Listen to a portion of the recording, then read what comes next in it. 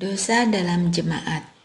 Memang orang mendengar bahwa ada percabulan di antara kamu, dan percabulan yang begitu rupa, yang bahkan tidak terdapat sekalipun di antara bangsa-bangsa yang tidak mengenal Allah, yaitu bahwa ada orang yang hidup dengan istri ayahnya.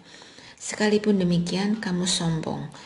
Tidakkah lebih patut kamu berduka cita, sehingga orang yang melakukan hal itu dijauhkan dari tengah-tengah kamu?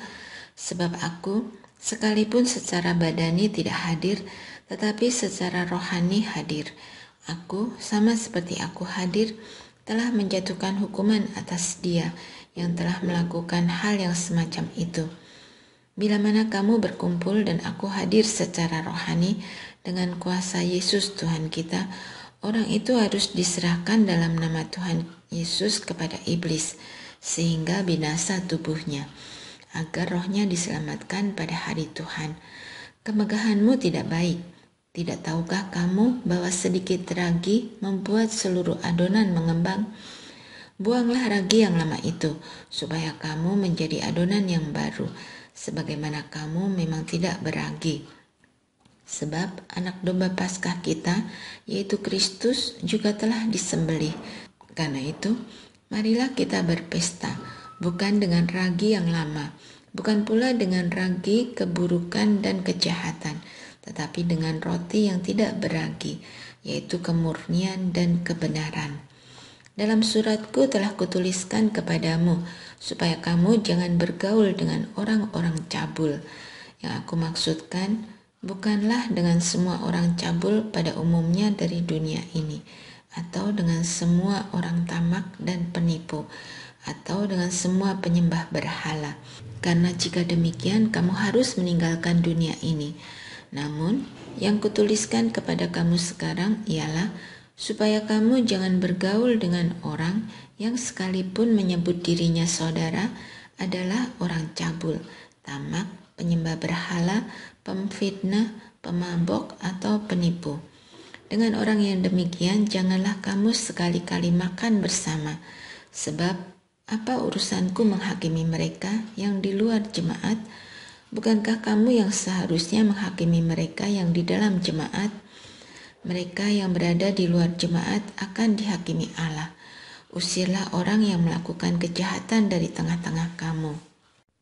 Mencari keadilan pada orang-orang yang tidak beriman.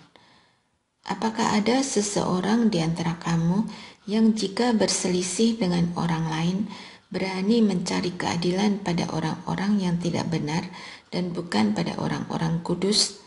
Atau tidak tahukah kamu bahwa orang-orang kudus akan menghakimi dunia? Jika penghakiman dunia berada dalam tangan kamu, tidakkah kamu sanggup untuk mengurus perkara-perkara yang tidak berarti? Tidak tahukah kamu bahwa kita akan menghakimi malaikat-malaikat? Jadi, apalagi perkara-perkara dalam hidup sehari-hari. Sekalipun demikian, jika kamu harus mengurus perkara-perkara biasa, apakah kamu menyerahkan urusan itu kepada mereka yang tidak terhitung dalam jemaat? Hal ini kukatakan untuk mempermalukan kamu. Tidak adakah seorang dari kamu yang bijaksana yang dapat mengurus perkara-perkara di antara saudara-saudaranya? Apakah saudara yang satu mencari keadilan terhadap saudara yang lain dan membawa perkaranya kepada orang-orang yang tidak percaya? Adanya saja perkara di antara kamu yang seorang terhadap yang lain telah merupakan kekalahan bagi kamu. Mengapa kamu tidak lebih suka menderita ketidakadilan? Mengapa kamu tidak lebih suka dirugikan? Tetapi kamu sendiri melakukan ketidakadilan dan mendatangkan kerugian, bahkan terhadap saudara-saudaramu. Atau tidak tahukah kamu bahwa orang-orang yang tidak adil tidak akan mendapat bagian dalam kerajaan Allah? Janganlah sesat. Orang cabul, penyembah berhala, pesina, laki-laki yang ditiduri serta laki-laki yang melakukannya, pencuri, orang tamak, pemabuk, pemfitnah, dan penipu tidak akan mendapat bagian dalam kerajaan Allah. Beberapa orang di antara kamu memang demikian dahulu, tetapi kamu telah dipermandikan, kamu telah dikuduskan, kamu telah dibenarkan dalam nama Tuhan Yesus Kristus dan dalam roh Allah kita. Nasihat terhadap percabulan. Segala sesuatu diperbolehkan bagiku, tetapi tidak semuanya berguna. Segala sesuatu diperbolehkan bagiku, tetapi aku tidak mau membiarkan diriku diperhamba oleh apapun. Makanan untuk perut dan perut untuk makanan, tetapi kedua-duanya akan dibinasakan Allah. Tubuh bukanlah untuk percabulan, melainkan untuk Tuhan, dan Tuhan untuk tubuh.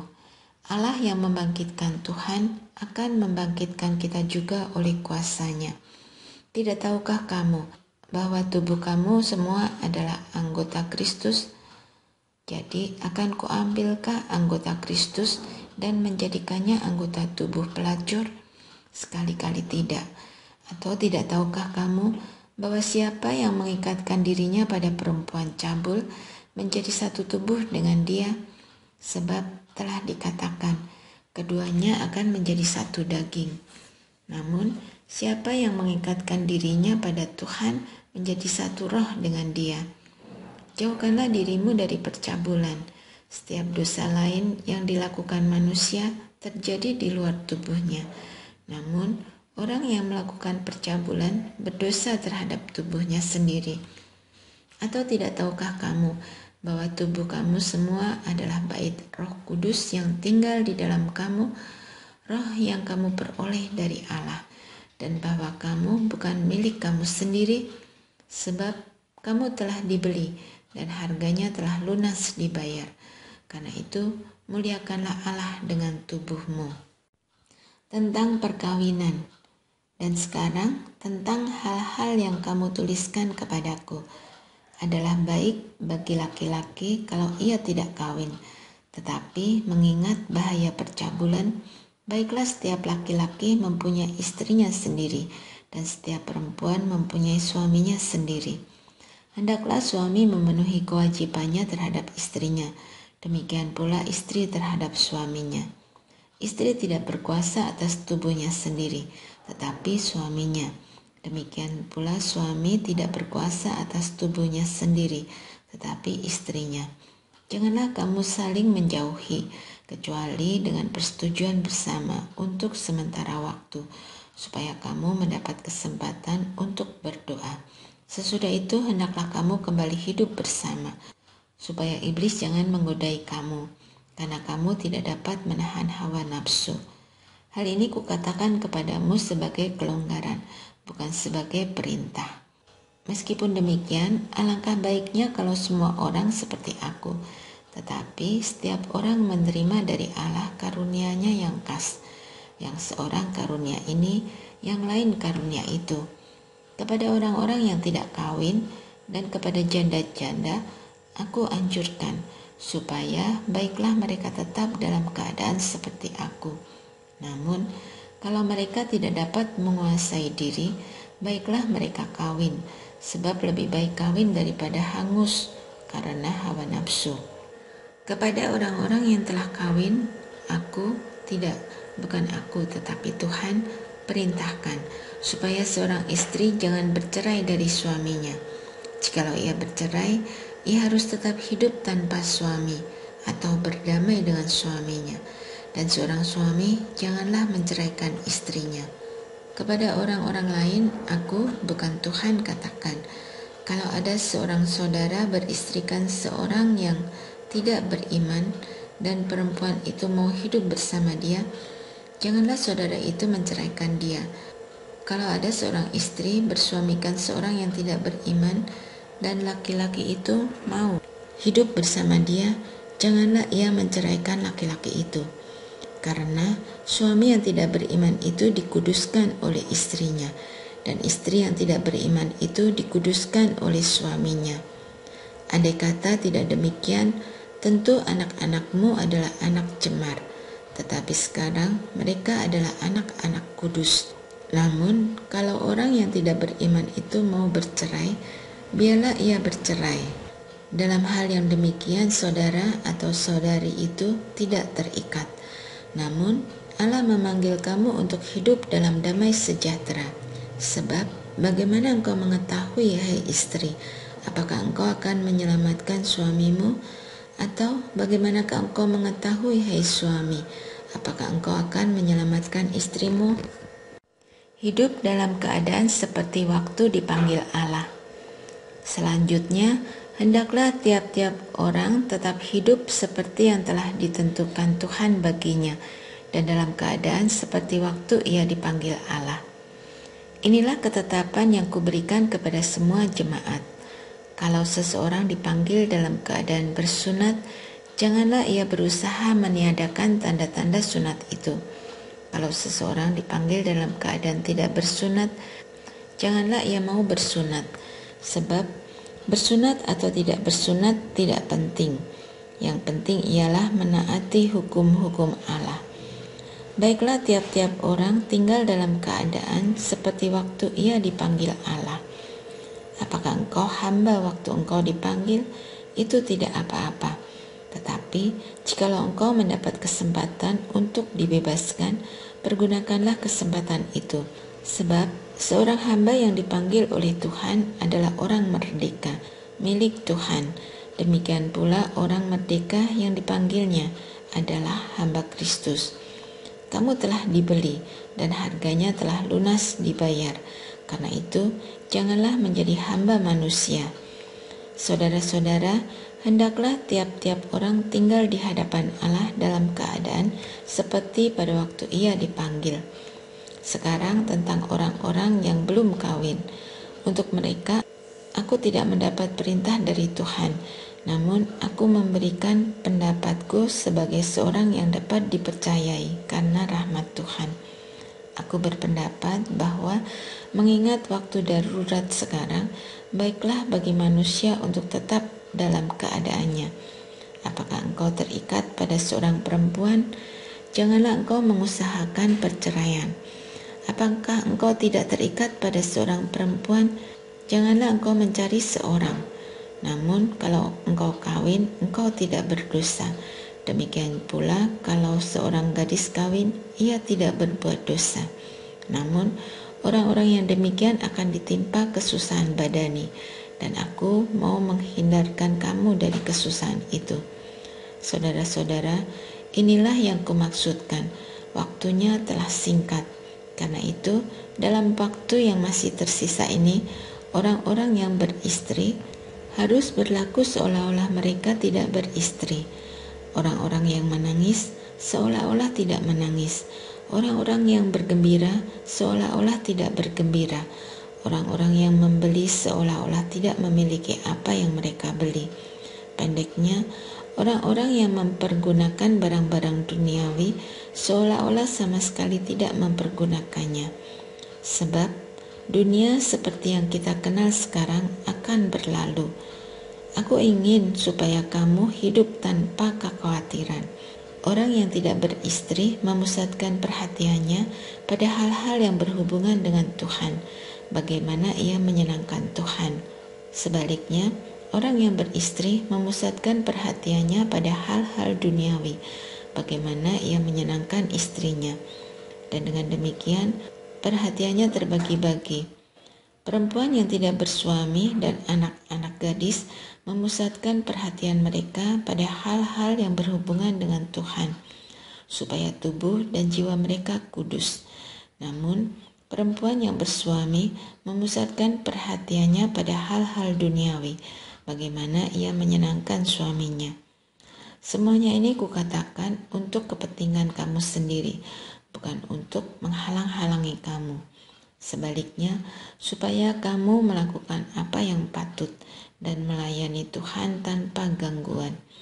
Namun, jikalau seseorang menyangka bahwa ia melakukan apa yang tidak patut terhadap tunangannya, jika tunangannya itu telah bertambah tua, dan ia benar-benar merasa bahwa mereka harus kawin, baiklah mereka kawin kalau ia menghendakinya.